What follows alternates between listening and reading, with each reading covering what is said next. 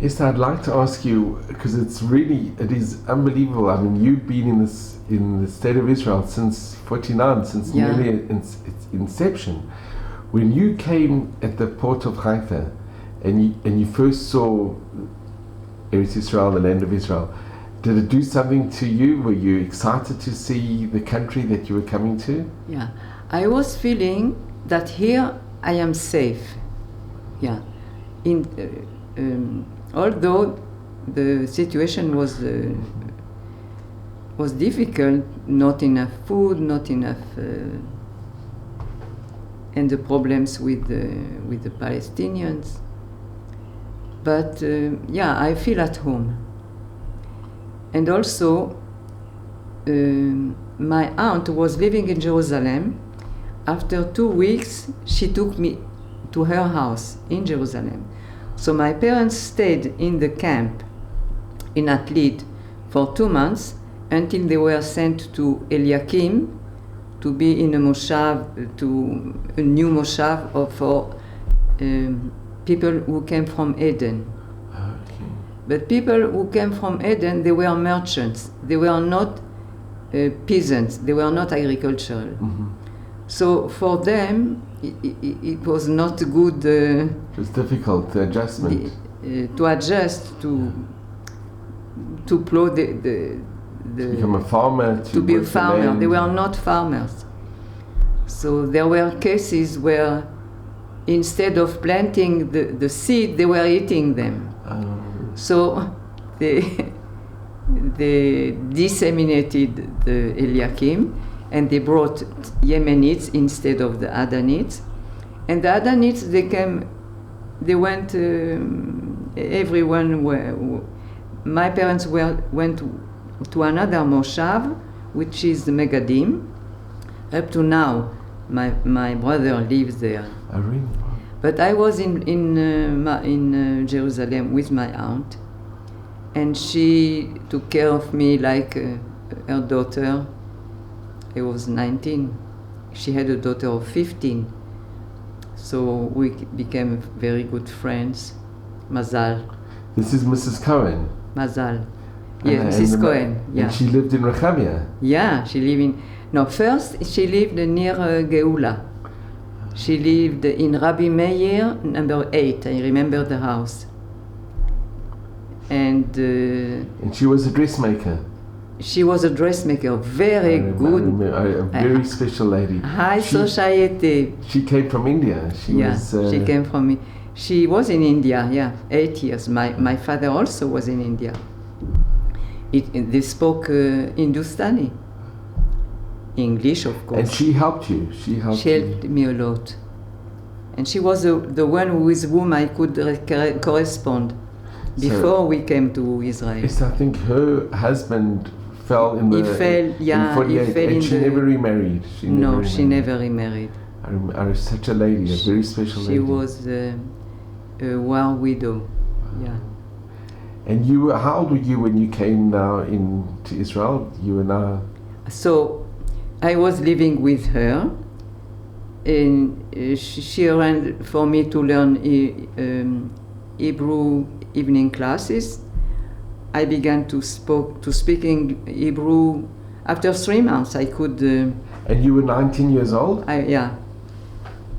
Writing and reading was difficult.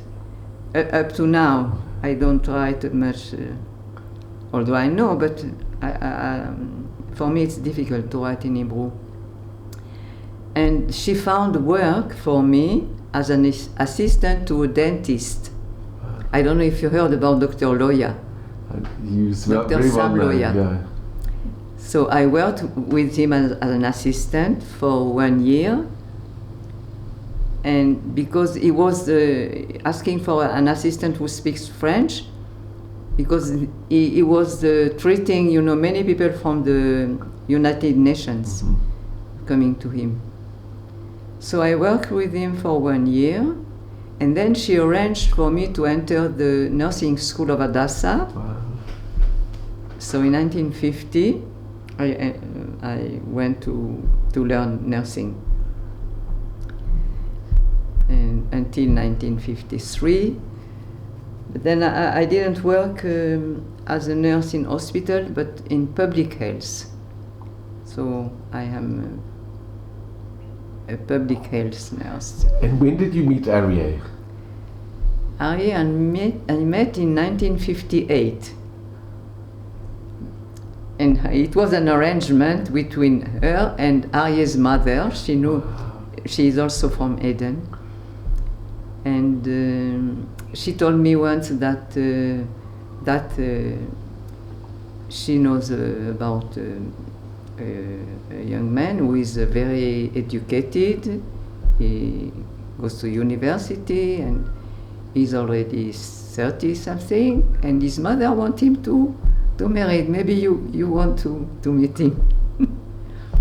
So we made an arrangement to meet in Tel Aviv because at that time I was working in Moshavs near Ramle. I was living in Tel Aviv in a rented room. So we made an appointment to be near Allenby Cinema at 7 o'clock. Wow. So I went there, I was in time. At 7, I look at my watch, he's not there, I leave. He came late, I was not there. So he wrote me a letter of apology. And we made another appointment. And he was on time. And it wasn't time. And so like this, we met at weekends. And in 1960,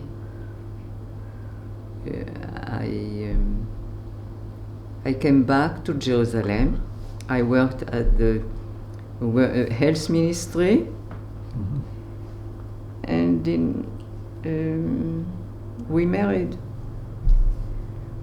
Because he wanted to live in Jerusalem. It was, and we married in the officer club in Bet Am, because I was an officer in the army. I only did a 40-day course. And you were already an officer? Because, no, yeah, I have, but I was not in the regular army. I went to an officer course because I was a registered nurse. Yes, yeah. So they arranged for registered nurses to have a course, special course, and we got the second Mishneh. And when Aryeh told you that when you found out that he's going to be going to Africa and he's going to... Yeah. How did you feel leaving Israel and going to a total different continent? Well, the first time, first he went in 1961. My son was 4 months old, Mm-hmm. and he had a scholarship to go to Harvard in America. He had a scholarship. But in the ministry they told him to leave that scholarship. They gave him a scholarship to go in Uganda, in the East Africa University, in Kampala, Makerere. Why? Because they knew that they are going to get their independence, the African countries, and so if they get their independence, Israel will open embassies there. So that's why they sent him to that university and told him to leave the other. So he did that, and but I didn't go with him because I said, what? With a baby of 4 months, I go to the jungle. We didn't know what is Africa at all. So he went, and I stayed with my mother-in-law. I was working during the day. She was taking care of the baby. And a year after, when he came back, You were separated for a year? I was separated for a year, yeah. And did you go visit in that time? Or No, no. And he didn't come back in that? No, until Wow, he finished. in those days it was difficult.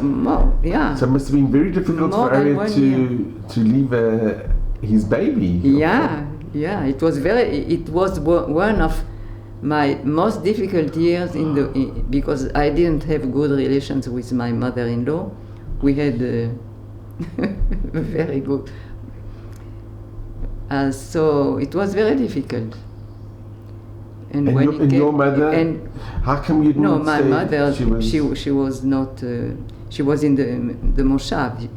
And you didn't want to stay there? There? In the moshav? I had to work to support myself. I didn't have any other income. The Foreign Office didn't give me anything. So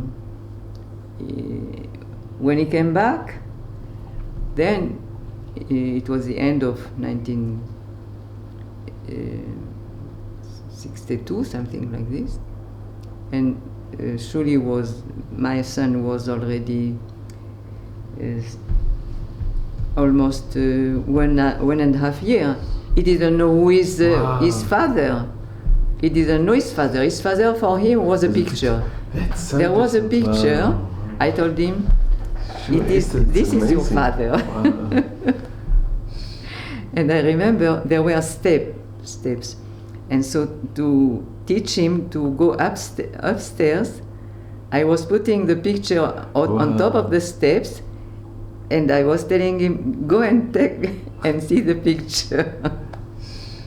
So you must have climbed the steps very quickly. Yeah. And it must have been very emotional when Arya met his... Yeah, and I was telling Arya, he must develop the relationship with you. So take him for a walk or to the park. He said, what? Did you see any father taking his child with Agala? He didn't want.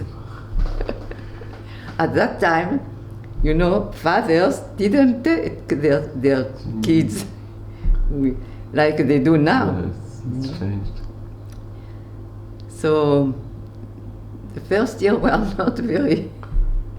So, but in 1962, I think in August, something like this, we were sent by the Foreign Office. He was sent as the second secretary to the embassy in Kampala, and then I went with him. But I was working in the embassy. You were also working? I worked. I was English secretary, French secretary, and secretary of to take care of the running of the embassy. I was doing 3 things. I was working all day, and we had a nurse. And being a mother as well. And being a mother as well. So we stayed in Kampala 5 years. I had 2 children there. In Kampala? A boy and then a girl. Yeah. So, but there were very good doctors in the hospital. British, most of them. And Arya's position at this time, he was still the deputy ambassador? Yeah, he was a second secretary and then first secretary. So he finished as first secretary in Kampala, but then he has chargé d'affaires and he went up until ambassador in the 90s. And where was his first ambassador position? First ambassador, he was in Swaziland in 91. In Mbabane? Mbabane, yeah. Because we were in many years we didn't go out between the 70s and 80s because the children were in the army. We didn't go. We didn't want to go. And also, he wanted to go only to Africa. So he didn't want to go to. He could have gone to America, to Europe, but he didn't want. He wanted to Africa. So in the 70s, we went to Africa with the children. But then, because of the 73 war, when they had the Yom Kippur War, they broke off relations. They broke relations. Except for Swaziland, Lesotho. No, before Swaziland. Yeah. In Kenya. When we were in Kenya, he was chargé d'affaires, and he was a representative of Israel in UNEP. So, but we were under the protection of the Danish embassy. So he had to give reports to the Danish ambassador, until one day we celebrated in our house. I think it was the Independence Day, our Independence Day, Israel, and we invited and came. I don't know if you remember him, Njonjo. He was one of the. So when the ambassador of Denmark saw the picture of Njonjo making a toast with Aryeh on the newspaper, he said, "You don't need to give me reports anymore." So he had very good relations with the Africans. In fact, Njonjo wanted even to make Brit Milah to his son. Really? Wow. Yeah, I think he did. And we went to his house. He invited us. I think his wife was Jewish. She was black, white Maybe woman. A white woman. And Kenyatta, did he have he knew Kenyatta? Yeah, Kenyatta, not close relation, but yes. Connection. But at the time, Kenyatta, I don't know who was the head of state. How many years were you in Kenya? How many years did you stay in Kenya? From 77 to 80. It was in Nairobi. Nairobi, as chargé d'affaires. And then we came back in 92 to 94 as the ambassador. He was in Nairobi. In Nairobi. First in Swaziland in 91. And then he was ambassador in Kenya. Yeah. And when he was ambassador in Swaziland, yeah, you went with your children as well? No. In 77 to 80, we went with the children. They were in school, the American school.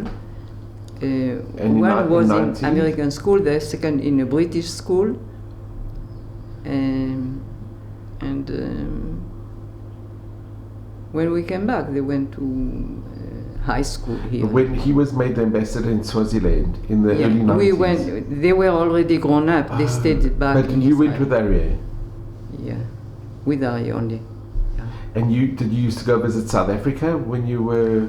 Yeah, he was ambassador in Swaziland, but also in Lesotho. It was so Maseru. we were traveling through South Africa, Johannesburg, and I remember once I went to Mazal with. And did Aryeh, he must have had connections with the Israeli embassy in Pretoria, in South Africa? We had connections with them, of course. I think the ambassador at that time was Una. They had Ambassador Una. I don't remember the name of the ambassador at the time. There was an ambassador Una. And do you remember coming to visit South Africa? Yeah, of course. We were traveling by car through. And Aryeh, he had a very close relationship with the king of Swaziland. Yes, we have many pictures with them, and I had very good relations with one of the queens. In fact, I have there a picture with 3 queens because they had eight wives. And I think his son today also has many wives. Yeah, Now he has more, I think. And what did you prefer, Swaziland or Lesotho? Both of them have their own uniqueness. It's beautiful, beautiful countries. So, Lesotho also very high in the mountains and very special buildings like their heart. You know, they have a special heart. Special heart, yeah. Buildings like their heart. So Esther, what's very interesting is when the 73 Yom Kippur War broke out, and when they had the oil embargo and everything, there were many African countries that broke off diplomatic relations with Israel. So there were a few countries, but the three countries that did not break off their relations, Malawi, there were actually a few. Swaziland and Lesotho. Yeah. And I think maybe even Botswana also kept the relations. I don't know if Botswana. No, I don't think Botswana kept relations. But it was Malawi, Lesotho, and Swaziland, I think. Yeah. And did you go to Malawi? No, Aryeh went to Malawi. I didn't go. And he went to Malawi. You know, he stayed there, I think, to replace one of the ambassadors who was not there. He replaced him, but it was at the time when I was in Israel. Mm-hmm. So I stayed back in Israel and he went to Malawi, not during the time he was in And Swaziland. I think he was also part of, to be in the Seychelles as well. I think that fell under when his jurisdiction. He was ambassador in Kenya, he was also in Mauritius, but ambassador and Seychelles. So, in Madagascar, I think, but non-resident. So he was going there from time to time, but not always. I went there with him to Mauritius. I went to Seychelles when he presented his credentials, because he had to present his credentials in every country.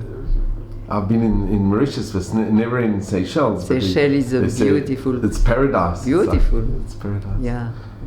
And Esther, can I ask you, and I know this is a very important topic, unfortunately when we had that Entebbe raid in 76, the Entebbe raid. Entebbe raid, yes. And there was a Dora Bloch. Yeah. So Aryeh was because of his connections with... So what happened after the Entebbe raid? Did Aryeh know Idi Amin? Had Aryeh met Idi Amin?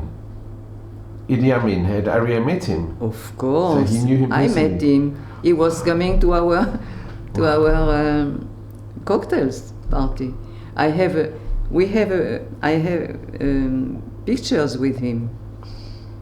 I look like this because he was very tall. Idi Amin was a very good friend of Israel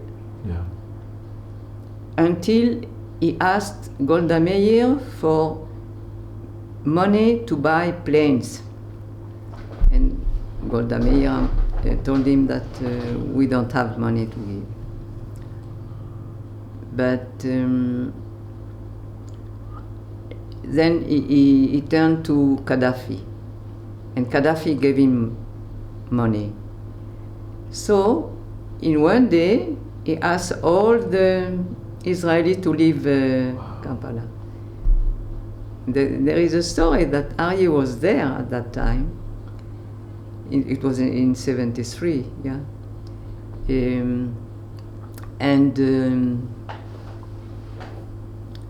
He, at the last minute, Aryeh left before the overcoming of the... It was like a coup d'etat. The coup d'etat. No, I think I'm mixing. The coup d'etat was after that, not that. But what happened with the Entebbe raid, after a few days, came here two women soldiers, and they asked Aryeh if he has some pictures of Kampala or of the airport. And he had a very big book with pictures of the place, the airport, and the place of the tower, aerial pictures, and other pictures that he had also. So he gave them that. And I was thinking, if they ask for pictures, they plan something. And after a few days, we heard that they read it. It was the Yoni Netanyahu, Bibi's brother. But among the pictures you gave me, there is a picture with Aryeh at the tower, Yeah. Yeah. Because he returned. So after... I think it was an Israeli company that helped build the airport in yes, yeah. in Entebbe. Yeah. It was the Israeli company, Solal Baneh, I think they helped with building of the airport. Many roads were built by Solal Baneh, and another company also. But the aerial pictures... Gadi Zevi. Because if you think Aryeh was there and he had... Was it a gift, or he had bought this book of the aerial... This book, I don't know how he bought it, this book. I don't think it was... maybe they published it. This book must have helped tremendously in the planning of the operation. Yeah. Which is one of the finest military operations literally in world history. Yeah. What they did was a miracle beyond all miracles. And then Aryeh helped also to bring back the bones of Dora Bloch. Of Dora Bloch. He helped because I don't remember which year it was, but it was after Amin. Lule was the head of state in Uganda, and Lule, he knew him from the university. Wow. He was the rector of the university. At the time, he was a student there.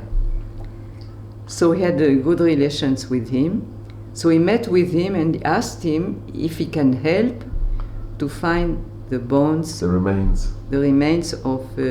So just for our listeners, it was a very sad incident where Dora Bloch was on the plane and she was ill, and they took her to Kampala Hospital. Yeah. And then after the raid, when Israel successfully brought back the hostages, I think Idi Amin sent his soldiers to actually kill this elderly lady who was in the hospital, in Ulagu Hospital. The hospital where I had 2 children. Wow, it's so sad. I know that hospital. But Aryeh was instrumental in bringing back her remains for burial. Yeah, this is what I say. And you were at the funeral when she was reburied? Or? Reburied in Israel? Yeah. I don't know. Maybe he went, but I didn't go. It was a major... it was a big... because her son, one of her sons, was in the Foreign Office. Aryeh knew him. Of Dora Bloch? Of the sons of Dora Bloch. One of them is I don't remember his name. He passed away. But he went there to bring back the bones with the pathologist and one other son of Dora Bloch. Wow. And he says that to identify the bones, the pathologist took with him X-rays of her, which he did in Israel. X-rays of the head. Often also with the teeth, you can identify them from the teeth as well. So, and he said that, Aryeh said that he arranged all the bones of on the table like this, and compared with the X-rays, and he said that tooth treatment like she had, they do only in Israel.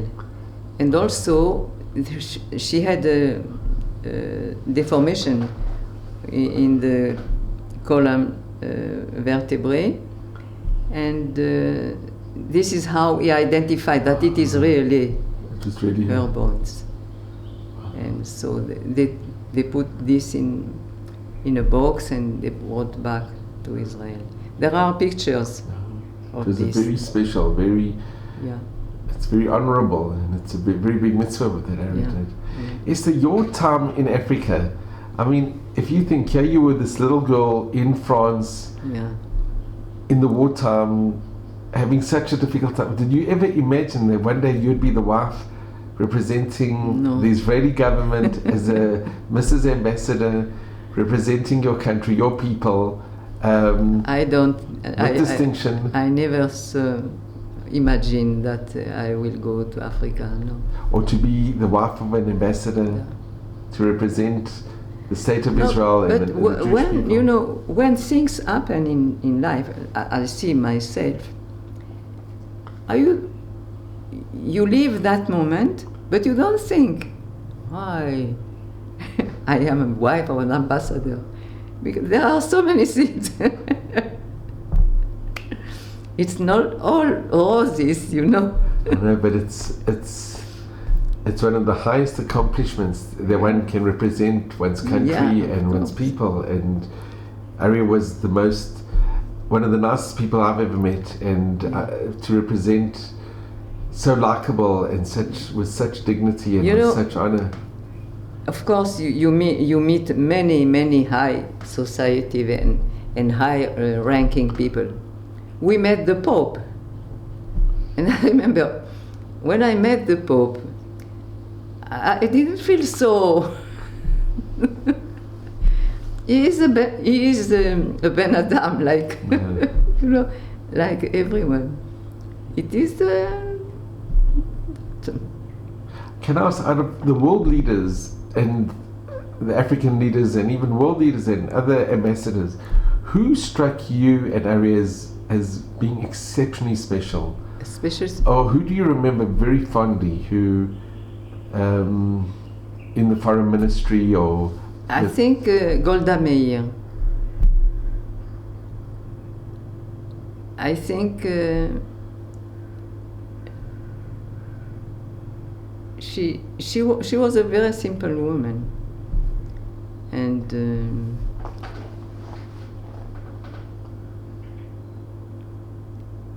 when she came, she brought a nice costume for my son, who was 3 years old,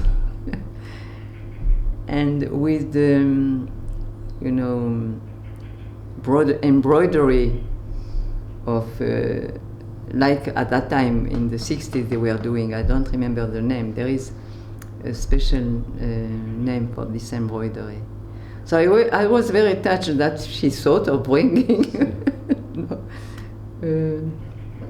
a present to a little boy of 3 years old, and she was not, she was very unassuming. Yeah. And I remember very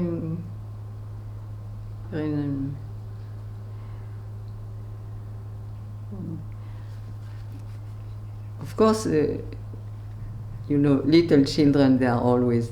I remember the ambassador there was telling about, he also liked very much my son. He said he is the nicest Israeli in Uganda. This is so cute. הישראלי הכי נחמד באוגנדה. It's truly. And you must have met with Ari many of the Israeli other prime ministers and presidents. Yeah.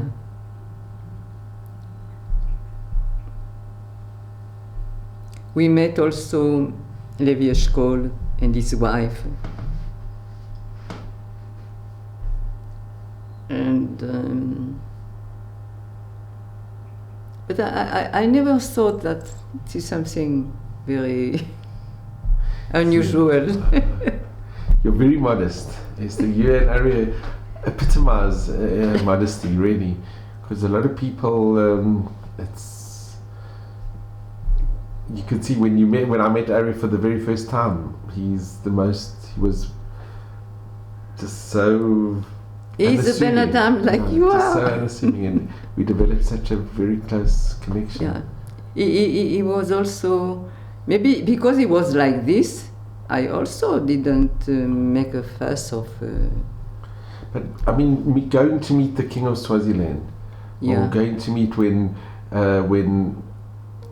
there were high officials coming to Israel and Ari had to introduce them to the President of Israel, it's a very big deal. You have the world media, you have photographers, you're in the public eye. It's a very big responsibility. We have, I don't know,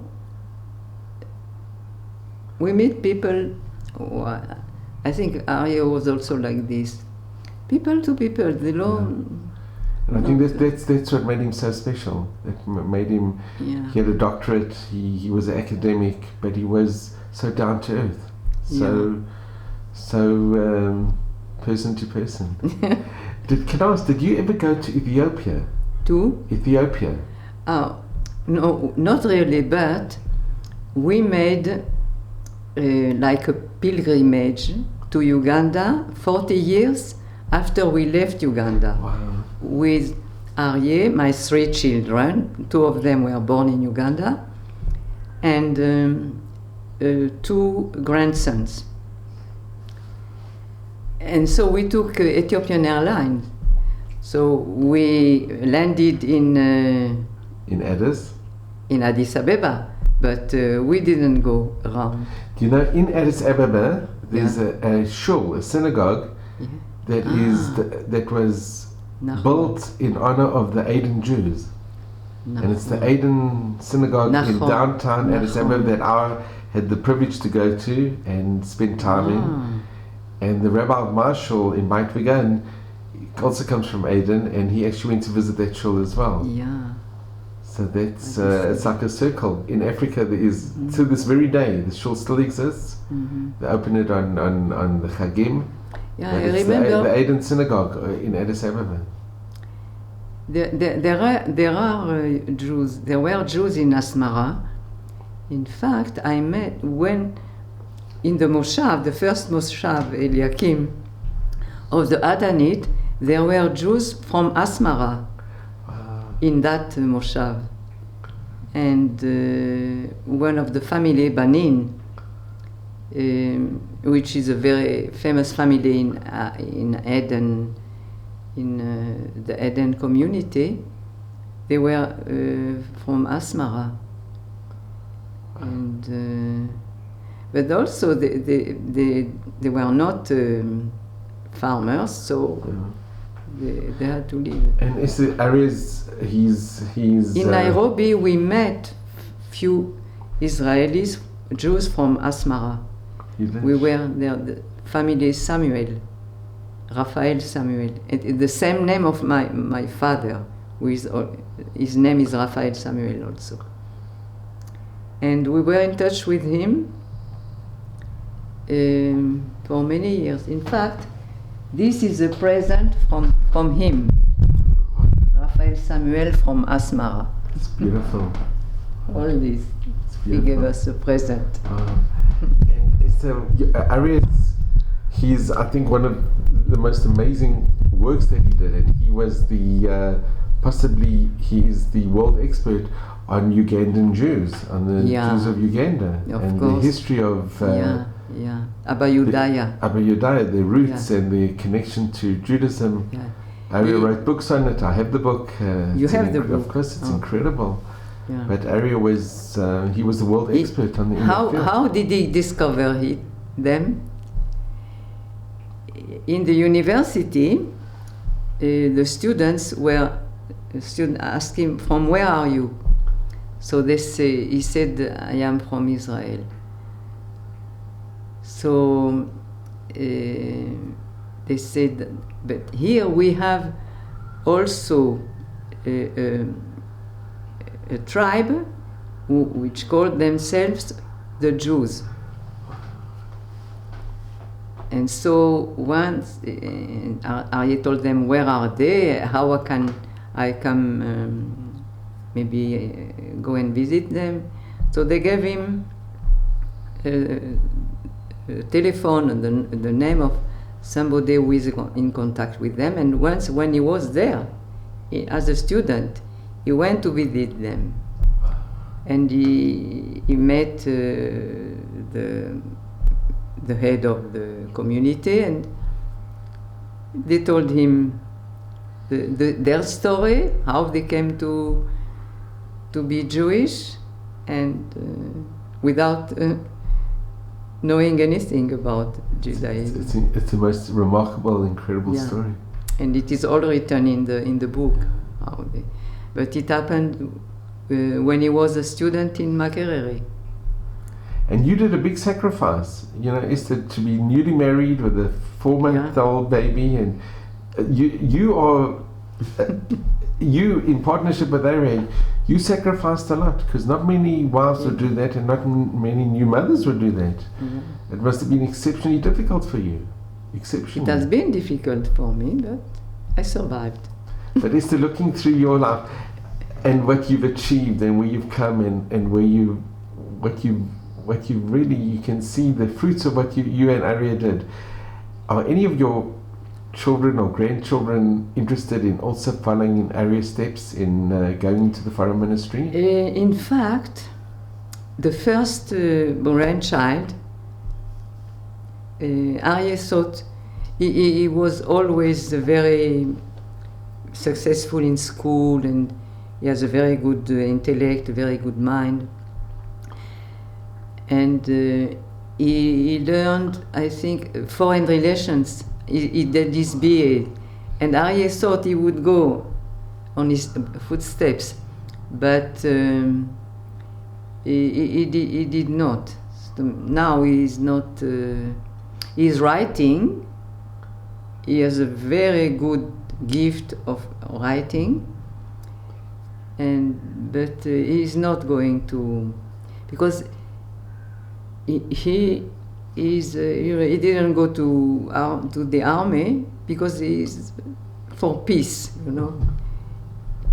and but he did how do you call this? He worked with refugees. Okay, Shirut Leumi. He did Shirut Leumi for 2 years. It's an alternative where you give to the country in another way. He did for it. But now he's in New York, and he's working for newspaper, writing articles, but not going to be. But maybe one day one of the grandchildren will follow in the footsteps. Maybe. Yeah. The others, I don't see that.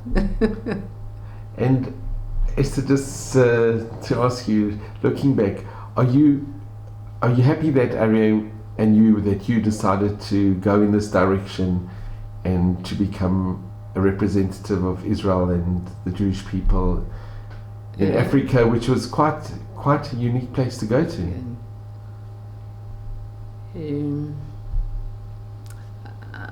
If I look back, I wouldn't change a thing. You wouldn't change a thing? No. That is wonderful. I wouldn't change it. Yes, we met very, very interesting people, very good people.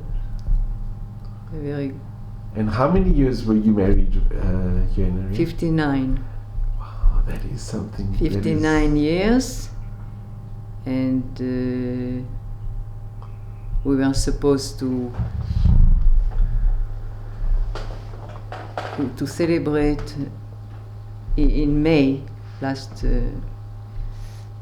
month, to celebrate his 90 years old, which we could not do because he went away in February.